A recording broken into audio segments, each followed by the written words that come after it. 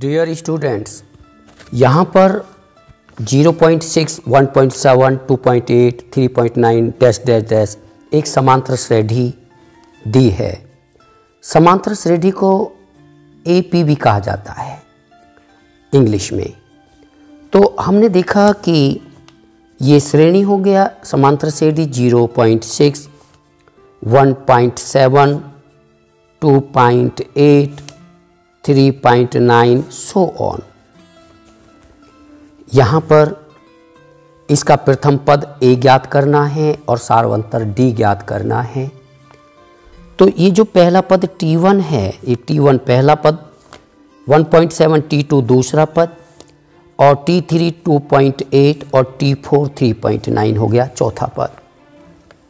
और ये जो समांतर श्रेणी का ये जो पहला पद है, यही प्रथम पद ही स्मॉल a होता है 0.6। एक तो आंसर ये हो गया। प्रथम पद यानी जो श्रेणी का प्रथम है, पहला पद है। इसके बाद कहना चाहता है D ज्ञात करो। D के लिए या तो T4 में से T3 घटा दो, या T3 में से T2 घटा दो, या T2 में से T1 घटा दो, तो स्मॉल d आ जाएगा। स्मॉल d को सार्वंतर कहा जाता है। अब इसके लिए आप अगले पद में से पिछला पद घटा दें, कोई भी घटा दीजिएगा। मान लीजिए आप T2 माइनस T1 कर दो, या T3 माइनस T2 कर दो, या T4 माइनस T3 कर दो। आप T2 माइनस T1 D तो ज्ञात करना, सब बराबर आएगा।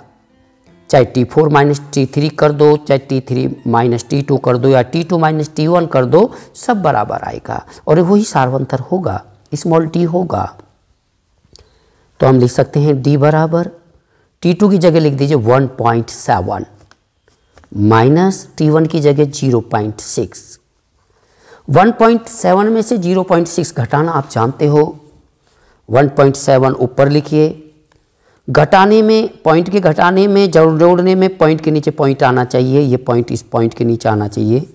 इधर ये 0 हो गया, इंगे 6 हो गया, इधर 0 हो गया, माइनस घटा दीजिए। 7 में से 1 गया 6, 7 में से 6 गया 1, पॉइंट के नीचे पॉइंट और 1 आ गया।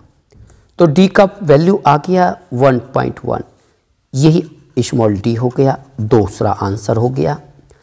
आप T4 माइनस T3 भी कर सकते थे, या T3 माइनस T2 भी कर सकते थे। सबका उत्तर 1.1 ही आएगा। धन्यवाद।